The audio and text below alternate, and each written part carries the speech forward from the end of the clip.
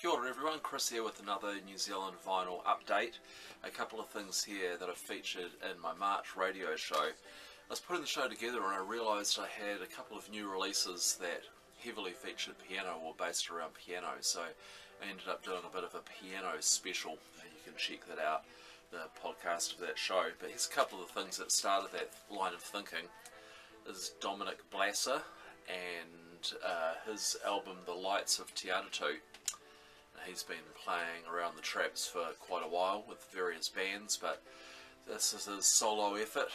There he is in his home studio, putting this thing together. It's a very kind of heavily piano-based album, kind of almost kind of a 70s singer-songwriter kind of sound to it. Classic. It has a real classic sound.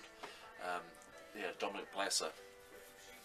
The other piano things that came through that got me thinking along those lines were the reissues of two This Kind of Punishment LPs.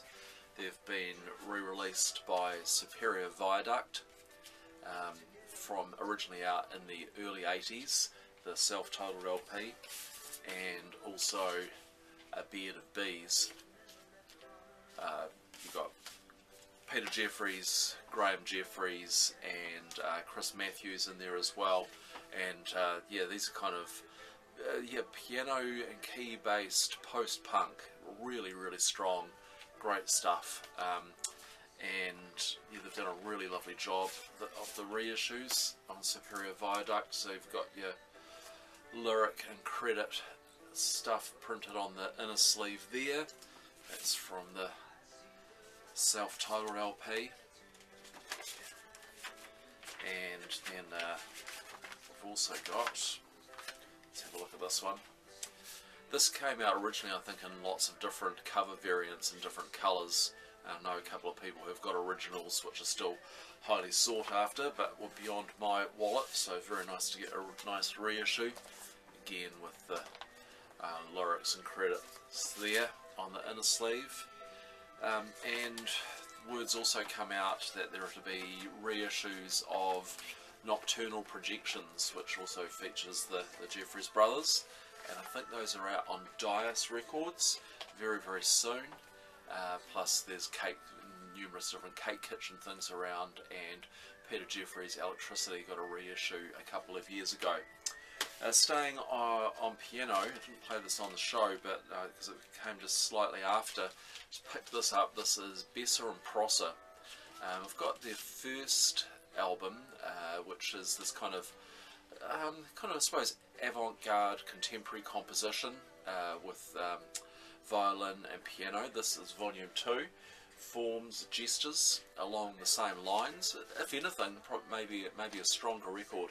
This is out on Kiwi, I think it was 1987, so getting towards the end of vinyl pressing here in New Zealand. And yeah, this is a really interesting kind of listen. So the first side kind of has a kind of Eastern European kind of feel to it, whereas the second side is kind of, I think, more kind of a little more kind of atmospheric perhaps. Speaking of atmospherics, here's the debut album from, I think you say it, Grainy, and the album is Nix. They've got a couple of EPs out, which I've picked up, which are kind of these kind of atmospheric, kind of electronic kind of soundscapes. This is in a similar kind of vein, perhaps a little more kind of song-based, perhaps not. And this is out on Project Moontide, and they've pressed it up on a, I don't know if you can see, but there is a kind of a splatter, black kind of grey splatter to that vinyl.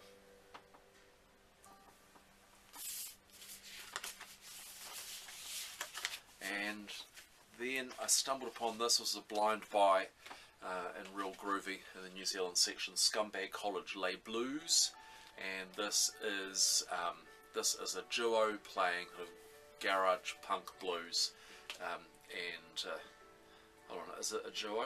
No, it's a three-piece. No, duo with backing vocals. There you go. And yeah, so like I say, kind of, you know, garage punk blues. Yeah, it's not bad. And this is a stunner. This is Sandra Bell. So her classic Dreams of Falling got a reissue a couple of years ago. This is a 1995 album which only came out on CD on Dunedin label IMD, and now it's been issued on vinyl for the first time. This is out through Drawing Room Records, and yeah, it's a great record. So let's pull all the bits out here. So what you've got on here, you've got the Net album, which is the cover of here, and also a couple of 7-inch EPs.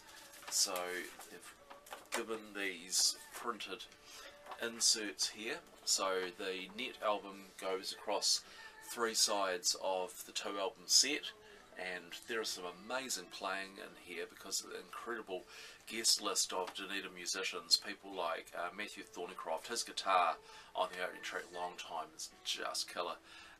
You've got Denise Rowan and David Mitchell from the 3Ds playing on here, Alistair Galbraith, among others. So Kathy Ball is a featured musician throughout as well, and Sean Broadley.